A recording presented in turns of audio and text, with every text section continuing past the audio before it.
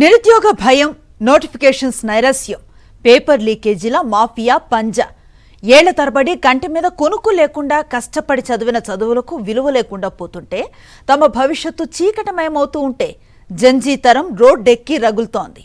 ఇది కేవలం ఒకరోజు నిరసన కాదు, పాలకుల నిర్లక్ష్యంపై, ప్రజాస్వామ్యాన్ని పరిహాసం చేస్తున్న వ్యవస్థాగత వైఫల్యంపై ఒక తరం ఎక్కుపెట్టిన ధర్మ పోరాటం. BBC, the Guardian, Reuters, Bloomberg వంటి అంతర్జాతీయ మీడియా సంస్థలు సైతం ఈ లీడర్లెస్ డిజిటల్ విప్లవాన్ని చూసి ఆశ్చర్యపోతున్నాయి.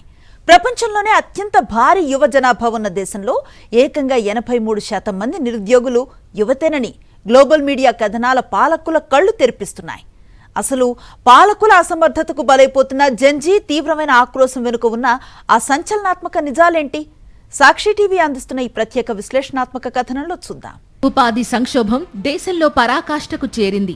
ఎన్నడూ లేని విధంగా యువతరం ఈ స్థాయిలో వీధుల్లోకి రావడాన్ని BBC, ది గార్డియన్ వంటి అంతర్జాతీయ మీడియా సంస్థలు సుదీర్ఘ కథనాలతో విశ్లేషించాయి. ఎన్నికల సమయంలో నోటిఫికేషన్ల వర్షం కురిపిస్తామని ఇచ్చిన హామీలు నీటి మూటలుగా మారడం, యువత భవిష్యత్తును పక్కన పెట్టి కేవలం రాజకీయ లాభాల కోసమే పరిపాలన సాగించడంపై ఈ తీవ్రమైన తిరుగుబాట్లకు కారణమని గ్లోబల్ మీడియా బట్టబయలు చేసింది.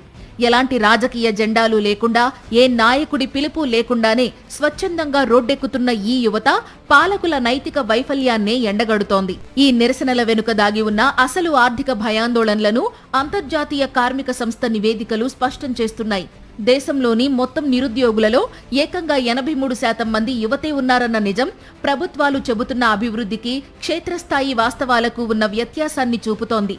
డిగ్రీలు, పీజీలు, ఇంజనీరింగ్లు చేసిన వారికి కూడా తగిన ఉద్యోగాలు దొరకపోవడం ఒక ఎత్తైతే, ఏళ్ల తరబడి కోచింగ్ సెంటర్లలో వేలకు వేలు తగలేసి రాత్రింబవళ్లు కష్టపడి రాసిన పోటీ పరీక్షలు లీకేజీల మాఫియాల వల్ల రద్దవుతుంటే విద్యార్థుల జీవితాలు చిన్న భిన్నమవుతున్నాయి. సామాజికంగా చూస్తే ఈ సంక్షోభం ఒక్క విద్యార్థికి మాత్రమే పరిమితం కాలేదు. ప్రతి ఇల్లు ఒక ఆవేదన నిలయంగా మారింది. తమ పిల్లల భవిష్యత్తు ఏమవుతుందోనని తల్లిదండ్రులు తీవ్ర ఆందోళన చెందుతుంటే, ఏళ్ల తరబడి కుటుంబాలపై ఆధారపడలేక యువత తీవ్ర మానసిక కుంగుబాటుకు గురవుతోంది.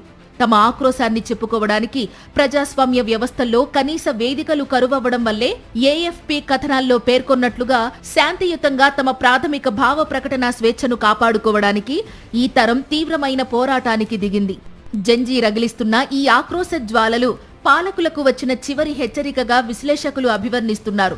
విద్యార్థుల నిరసనలను కేవలం శాంతి భద్రతల సమస్యగా చూసి లాఠీలతో, పోలీస్ కేసులతో అణిచివేయాలని చూస్తే పరిణామాలు ఊహించని రీతిలో ఉంటాయని హెచ్చరిస్తున్నారు.